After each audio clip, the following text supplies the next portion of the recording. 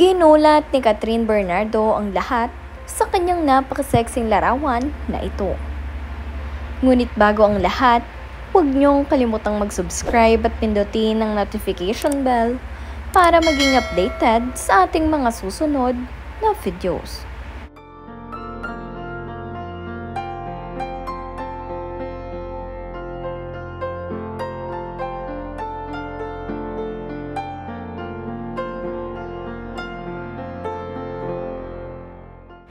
Isa-isa na ngang ibinabahagi ng team ni Catherine Bernardo ang mga naging behind the scenes para sa kanilang Mega Magazine cover.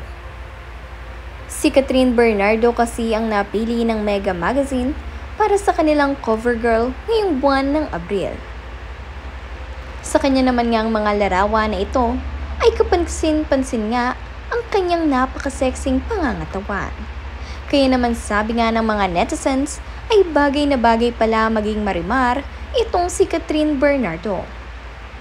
Perfect nga raw ang kanyang pagkamorena at ang kanyang napakagandang mukha, pati na rin ang kanyang napakasexing pangangatawan.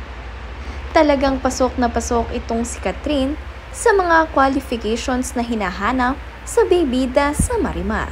Kaya naman ang mga netizens ay sinasabing excited sila kung mabibigyan ng break itong si Catherine Bernardo bilang si Marimar.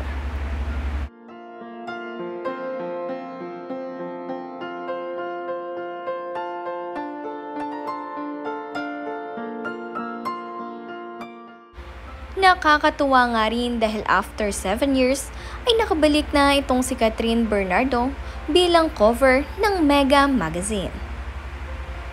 Ito nga ay pinamagatang The Self-Love Issue ni Catherine Bernardo. Dahil ito ay tungkol sa kanyang self-love ngayong siya ay single matapos ang kanilang breakup ni Daniel Padilla. Salaysay nga rin itong si Catherine, no looking back, only moving forward. Kung saan patuloy nga ngayon na umaarangkada ang career ni Catherine Bernardo at patuloy ang pagdating ng blessings sa kanya kahit wala itong si Daniel Padilla.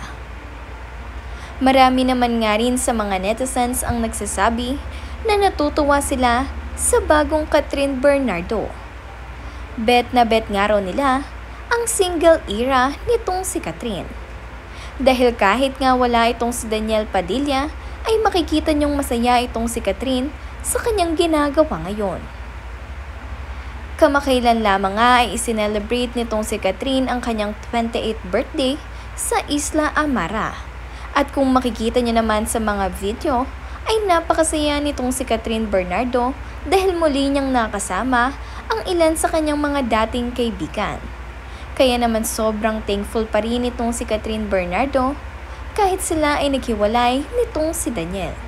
Dahil napakaraming opportunity ang dumarating ngayon sa kanya. At nagpapasalamat nga rin siya para kay Daniel Padilla kahit sila ay hiwalay na. Ganito ka-grateful itong si Catherine Bernardo. Kaya naman love na love siya ng kanyang mga fans at supporters.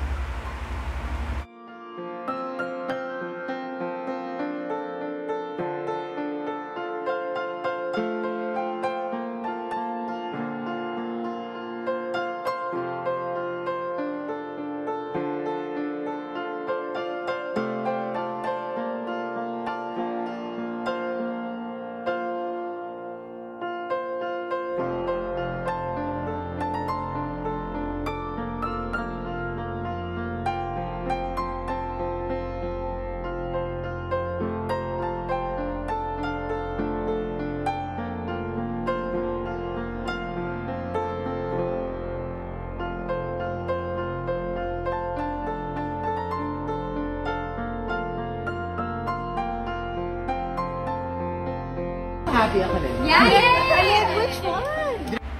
Sobrang saya nga rin itong si Catherine Bernardo matapos niyang makita ang resulta ng kanilang 3 buwan na pinagplanuhan. Ayon nga sa team nitong si Catherine Bernardo ay napakasaya rin nila dahil itong si Catherine ay very patient at masunod sa kanilang mga sinasabi. Kaya naman masayang-masaya sila dahil napakasarap katrabaho ng isang Catherine Bernardo. Sobrang humble nga at napakabait. Gayon din naman thankful nga rin itong si Catherine para sa kanyang team na very patient sa kanya.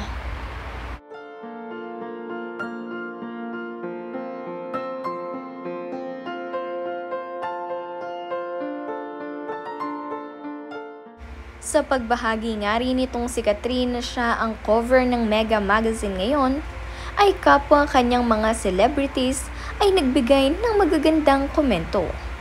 Kung saan karamihan nga dito ay slay ang sinasabi dahil itong si Catherine ay point na point nga sa kanyang post.